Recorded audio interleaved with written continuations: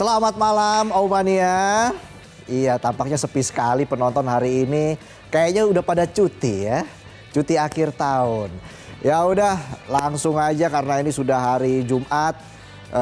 Semuanya juga udah pasti pengen buru-buru pulang ya. Oke, langsung aja kita mulai. Inilah Midnight Live.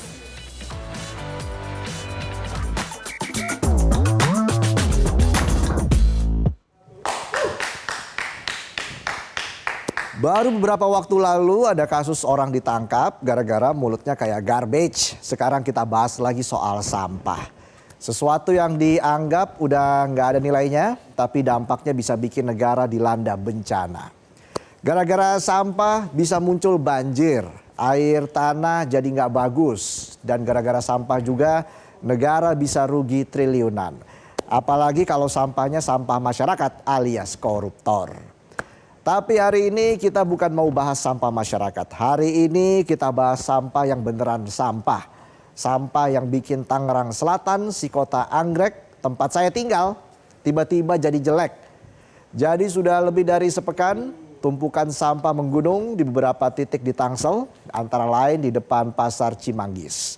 Sepanjang Jalan Dewi Sartika, Jalan Insinyur Haji Juanda, Jalan Raya Serpong, Jalan Ki Hajar Dewantara, dan di bawah jembatan layang Ciputat.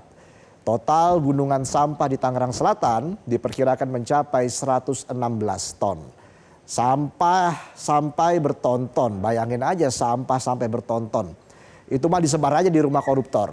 Sama-sama sampah ini. Padahal Tangsel itu dikenal sebagai kota anggrek karena dulu dia merupakan penghasil anggrek terbesar.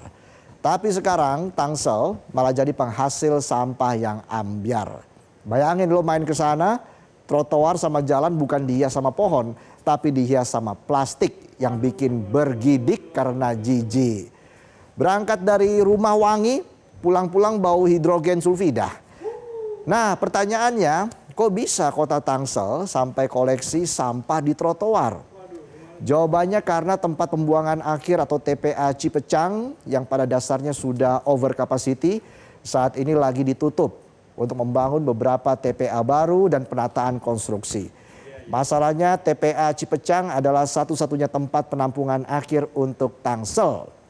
Jadi dengan ditutupnya TPA Cipecang, otomatis sampah jadi numpuk nggak karuan dan pengelolaan sampah di Tangsel jadi ambyar. Lucunya, sampah-sampah yang numpuk ini bukannya langsung diangkut, tapi malah ditutup terpal dan disemprot cairan anti bau. Bayangin sampah numpuk malah disemprot anti bau dan ditutup terpal. Ini ibarat orang nggak mandi setahun cuma dilap tisu basah. Tisunya aja ampun-ampun itu. Bang udah bang, ampun bang. Makanya kalau mandi pakai sabun mandi. Pernah lihat nggak sabun mandi? Gimana mandinya? Ya.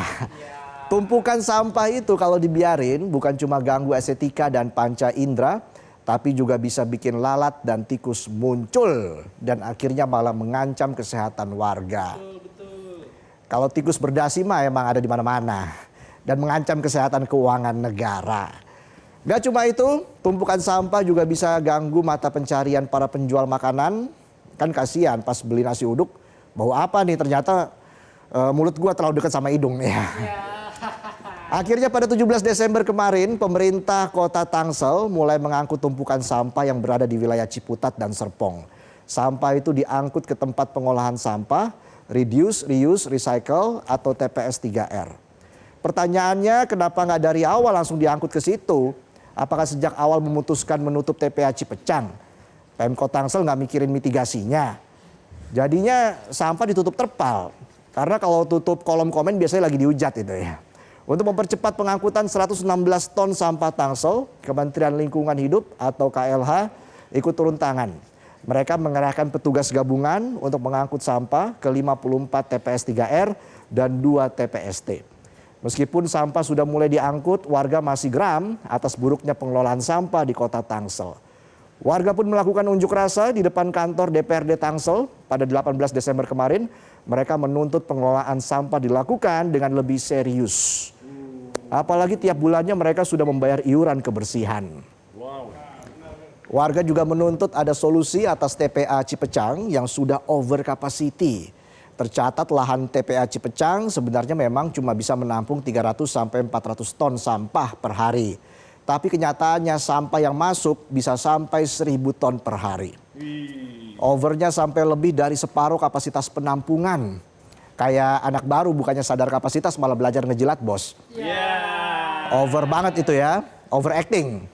Persoalan karut-marut sampah di Tangsel bukan baru kali ini terjadi. Sebelumnya pada tahun 2020, turap penahan di TPA Cipecang jebol karena over capacity. Sampah akhirnya tumpah ke Sungai Cisadane. Akibatnya warga kebanjiran dan sampahnya kembali berserakan. Bayangin udah capek-capek ngangkut sampah, ternyata sampahnya malah amburadul lagi. Ibarat udah susah-susah move on, tapi tiba-tiba mantan ngechat lagi. Bukan minta balikan tapi kirim tagihan. Makan bakso 52.000 bagi 2 ya. Tapi waktu itu kamu kan sempat ambil bakso aku 1. Jadi aku bayarnya 40.000, aku 12.000. Kamu 40.000. Bisa aja gayung lope pink. Tahun 2023, warga Pondok Ranji dan Kelurahan Serpong mengeluhkan aktivitas pembuangan sampah ilegal yang mencemari udara dan mengganggu pernapasan. Pada April 2025, tumpukan sampah di sekitar kawasan Pasar Cimanggis menggunung hampir 2 meter selama beberapa hari sampai nutupin sepertiga badan jalan.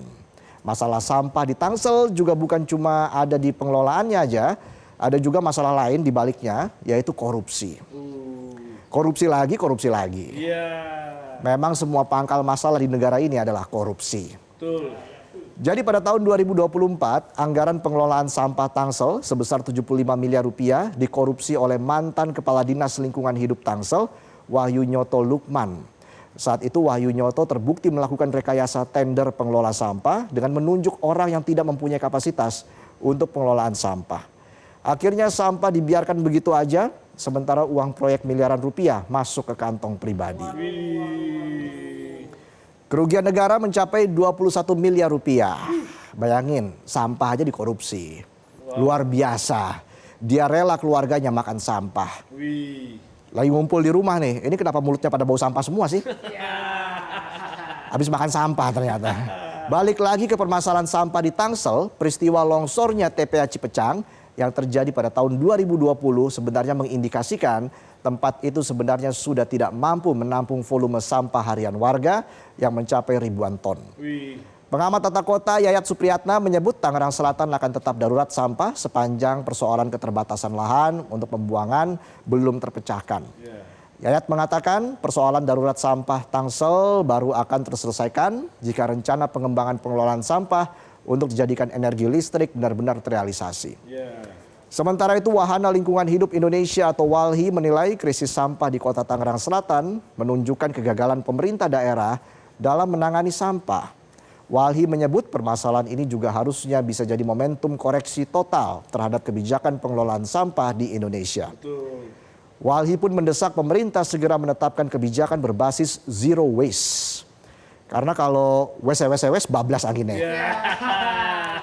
Masalah sampah sebenarnya bukan cuma terjadi di Tangsel, tapi juga sudah jadi masalah menahun di berbagai daerah lain di Indonesia. Di tingkat dunia, Indonesia bahkan dikenal sebagai salah satu negara dengan penanganan sampah yang buruk dan dikenal sebagai negara penghasil sampah plastik terbesar kedua di dunia setelah China. Setiap tahunnya ada 3,2 juta ton sampah plastik yang tidak terkelola. Parahnya hampir separuh dari sampah itu justru berakhir begitu saja di laut dan sungai. Kementerian Lingkungan Hidup bahkan bilang Indonesia saat ini menghadapi darurat sampah yang semakin mengkhawatirkan. Tercatat Indonesia menghasilkan 56,63 juta ton sampah setiap tahun. Jumlah yang hampir setara dengan timbunan sampah di TPA Bantar Gebang. Jadi intinya Indonesia menciptakan Bantar Gebang baru setiap tahun. Kalau begini terus mau jadi apa Indonesia? Sampahnya nggak dikelola dengan baik, hutannya ditebangin. Pejabatnya masuk angin. Makanya minum gue sewes-sewes bablas angin deh. Mengelola sampah memang nggak mudah, tapi bukan berarti nggak bisa dilakukan.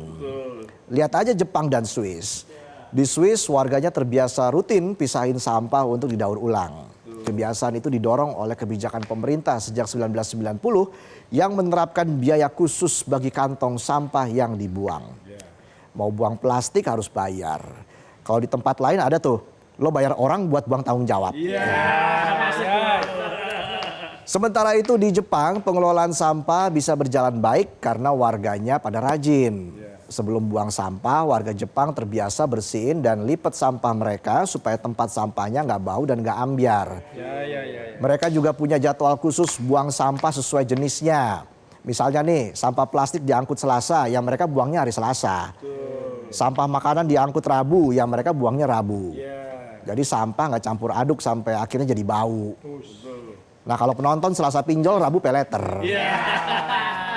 Kamis debt collector nongol. Jepang juga berhasil mengembangkan sistem daur ulang yang canggih, termasuk teknologi buat mengolah botol limbah PET jadi produk bernilai tambah tinggi. Jepang juga berhasil mengelola 2 juta ton limbah makanan setiap tahun buat dijadikan pakan, pupuk, atau bahan bakar gas untuk pembangkit listrik. Wajarlah mereka negara maju, tapi saya salut dengan pemerintah. Bisa mengelola sampah dengan baik, bahkan bisa jadi pembangkit listrik. Pemerintah Jepang emang keren. Secara teknologi, Indonesia sebenarnya sudah punya aturan untuk pengolahan sampah menjadi energi listrik atau PSEL sebagai bagian dari revolusi pengelolaan sampah nasional yang berbasis teknologi ramah lingkungan. Jadi nantinya lewat PSEL, sampah yang nggak bisa didaur ulang bakal diubah jadi listrik atau bahan bakar. Nah ini kalau beneran udah kejadian, yakin gue Indonesia nggak akan pernah mati lampu lagi. Soalnya kan sampahnya banyak banget. Apalagi kalau digabung sama sampah masyarakat. Koruptor, ya. Bisa silau ini negara. Nggak perlu bayar token udah silau. Masalah sampah di Tangerang Selatan jadi cermin kalau ini bukan sekedar keterbatasan teknis, tapi kegagalan koordinasi antar lembaga dan lemahnya perencanaan strategis. Menutup tumpukan sampah dengan terpal juga jadi gambaran bahwa pemerintah seringkali lebih memilih menutupi masalah daripada menuntaskan akar masalahnya. Ibarat mengatasi rasa lapar dengan nonton video mukbang. Mana mukbangnya pakai ASMR lagi. Sampai suara nelen kuahnya kedengeran tuh. Yang ada usus lo ngomel. Usus ngomel ya. Diprank lagi gue. Ya.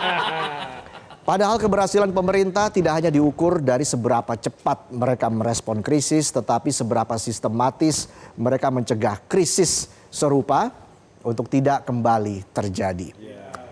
Pengelolaan sampah di Jepang dan Swiss juga menunjukkan kalau ternyata urusan sampah itu nggak bisa cuma modal imbauan, tapi juga butuh kebijakan yang ketat dan konsisten. Pemerintah harus berani menata ulang kebijakan pengelolaan sampah berbasis pada partisipasi publik, transparansi anggaran, dan inovasi teknologi.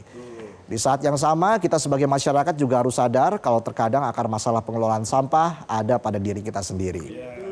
Boro-boro daur ulang, sampah aja kadang masih dibiarin berserakan dan dibuang sembarangan. Padahal tempat sampah ada di depan mata. Kalau tempat sampah di depan pintu, susah buka pintunya. Ya. Ngalangin. Pengelolaan sampah itu harus kolektif dan bersama-sama. Jadi jagalah kebersihan, karena kalau jagalah hati jangan kau nodai.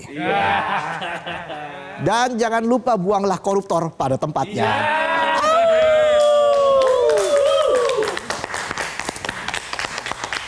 Lumayan penonton nambah 2. Oke, kita jeda dulu, kami akan kembali dengan sejumlah informasi lain. Tetaplah di Midnight Live.